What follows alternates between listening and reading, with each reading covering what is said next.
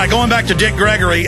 Dick, we've got limited time here with you, but this is major breaking news. I want to Google search that headline out of the Memphis newspaper. Give us the name of the paper and the headline again, and we're also simulcasting at prisonplanet.tv. We'll put that news article up as a record of what you've been covering. Give us the news headline and the newspaper. The Memphis Commercial Appeal. It was in Monday's paper, and the headline was, photographer Ernest-Withers doubled as FBI informant to spy on the civil rights movement. So if you just search man doubled as informant to spy on civil rights movement, that should pull it up from the Memphis Appeal. We're going to get that up on screen right now. Now, obviously, sir, it's an honor to have you. I want to get you back up soon now that I know you like the work we're doing and are familiar with it. But I do want to start getting into your 9/11 hunger strike and that whole giant issue. But any other points you want to make about his chief photographer, now it being admitted that, there it is, photographer Ernest-Withers doubled as FBI informant to spy on civil rights movement. He provided agency with insider view of volatile period, and they spin the whole filthy article like this is a good thing. Betraying a serious leader who put his life on the line, who gave speeches in the month before saying he knew he was going to be going home soon, a man who put his, you say whatever you want about Martin Luther King, he had courage. Just like Mahatma Gandhi, and they killed him better than a hammer, and the evidence is clear, and James Earl Ray admitted it was all a setup. Please continue. And so what we're looking at now is, when you look at September the 11th, the reason this is different, because when you look at all the other assassinations, before Kennedy was killed, did you have a show? No, I didn't. Okay, so there was nobody out here that had looked at it. When Martin was killed, all at once now, when September the 11th hit, you got folks out here. Let me tell you, I'm the one who released the pictures with Ron Brown, who was Secretary of Commerce. And you were the guy that made them admit, they called you a conspiracy theorist, that the head coroner at the Air Force, a colonel, said he had a bullet hole in his head, and others did. We know they had special forces on board. They killed everybody, blew the hatch, and heloed out. Go ahead. Well, here's what happened. They couldn't deny it because the people that did the autopsy brought the pictures to me. That's right. And so I'm saying we have outlets now. But let me just tell you one thing. Is your mother alive? Yes. All right. If you walked in the house and your mother was on the phone and you said, who you talking to? She said, I just dialed 911. What kind of look do you think you would have on your face? Shock. All right. Anytime you say 911, that tells the brain to be scared. So of course they picked 9/11 as a psyop and as a calling card. That's right. But remember, in America, we never use a number for the month. We say Halloween is October 31st. Christmas is December 25th. We use a number for the first time because they have done the research and know every time you say that what happens to your brain. And the subconscious message, exactly, is double fold. You call 911 for help, but the 911 is the government's number, and that's why Fox TV, 6 months before, put out an episode where the government runs a drill, so the rest of the government stands down, to fly a hijacked jet by remote control into the World Trade Center to then blame it on Afghanistan. Psychology shows that serial killers like to play games and let you know what they're doing. Well, let me just say this to you here, because you know so much about the news media.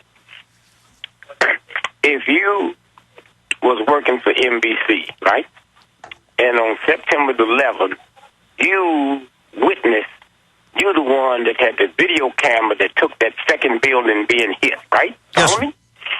You would want a Pulitzer Prize, okay? Your name would be world-renowned, and you would get $40,000 a speech. How come we don't know who took that picture? Huh? How come one of the most famous pictures in the history of the planet, how come nobody knows the name of the person that took that picture? And so, you see, they don't count on folks like us, like you. And people, see, there's a lot of people that know things, but they never had nobody to call. I know what you do. I know how many people call you. I know you got to sift through, you got to have fantastic research, because the government will give you tips to throw everybody off. And so you have to look through it and say, wow, okay.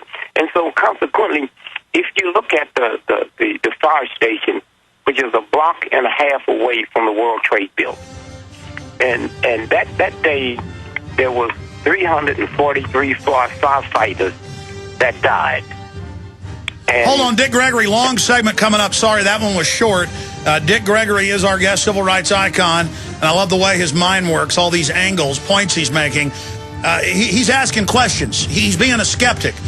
He's questioning his government, the greatest form of patriotism. We'll be right back with Dick Gregory. Stay with us. Going back to Dick Gregory, civil rights icon, let's get in, continue with 9/11.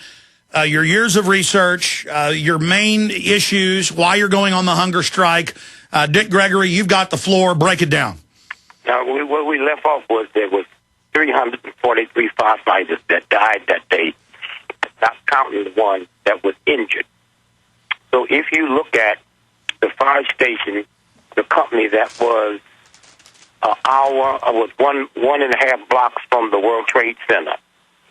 So when they looked at the World Trade Center, because of the insurance company, there's 54,000 people that worked in that building. And so when you stop and think about with in the course of a day, 130,000 people would come in that building, not counting the workers. So if your smoke detector, the battery blow out at home, you go get another one. But because of the insurance in the World Trade Building, you can't just go get one. You have to call the fire department, and that company right around the corner would bring and come and fix it, and they send you a bill. That company would go a minimum of 50 times a day to the World Trade Building, a maximum of 75 times a day, every day. The day of September the 11th, not one firefighter from Company 7, a block and a half, was killed or injured. Now, somebody got to say, wait a minute, did somebody know something? All these firefighters come in, and we got 343 killed, and not one killed or injured in a fire station a block away. So when you start looking at all of these things that hang out, too, that building was built really by Rockefeller. When Nelson-Rockefeller was governor, you see, that area was the only area since the Depression that was an economic disaster. So Rockefeller decided when he was governor, he would ram a bill through to float bonds to build it. So he put it through. The bonds came out of his brother's bank, which was the Rockefeller Bank, the Chase Manhattan. So they built it, and it was like a white elephant. It couldn't take off. So because of Rockefeller's power and influence in the Republican Party and in America, they got every agency in Washington, D.C., especially to rent office space. That's how they fill that building up. And so consequently, the reason the Port Authority cops guarded, and a lot of Port Authority cops got killed. Let me tell you, if there's a bombing today at the Empire State Building, the Port Authority cops have no jurisdiction over that because that's not a state building.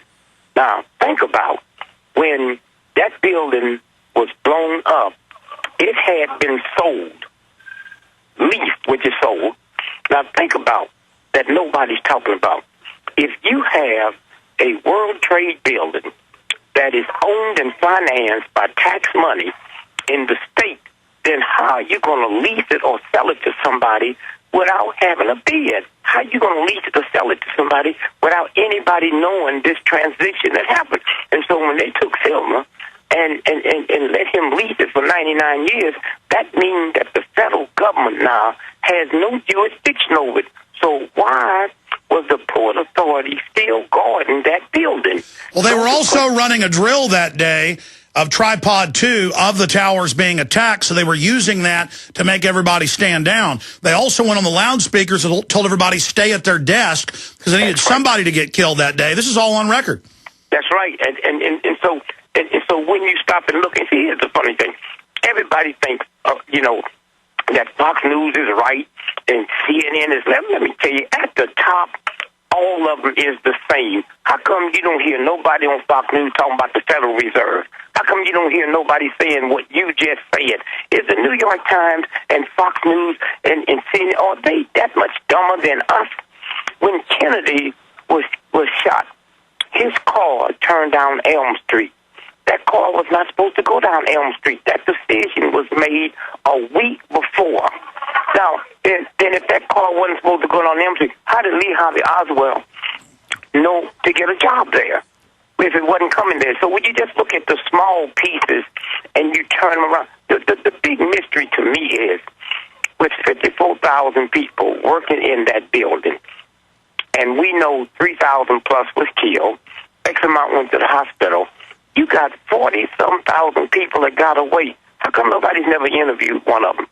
How come they don't say, well, on the 5th anniversary, we're going to bring the winners who beat it? We got 40,000 people that got away. How come we don't put them in a big football arena? How come it's such a mystery around the ones that got away? How come most Americans say Building 7, what's that? And the news announced it had fallen in its own footprint an hour before, 25 minutes before.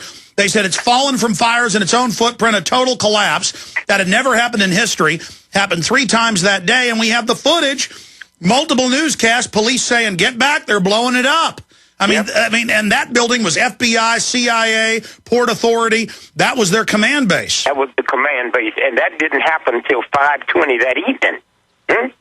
Is that kind of scary? You know, we look at the top 2 buildings that fell. And let me tell you something else that you can pull up and look. The next day, that was on the 11/12th, on Wednesday, the San Francisco Chronicle ran a front-page story where Mayor Willie Brown of San Francisco had been warned not to take that Tuesday morning flight into New York.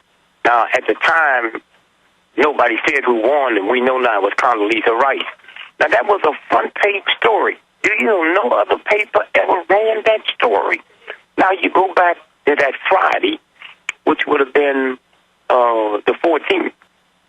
They had another front-page story in the San Francisco Chronicle that said that ex-Secretary of State George Shultz had received information on September the 4th, September the 7th, that building was going to go.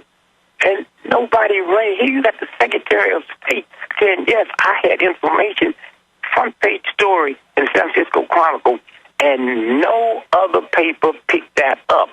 You have put options and call options. Now, my grandmother wouldn't know what that is.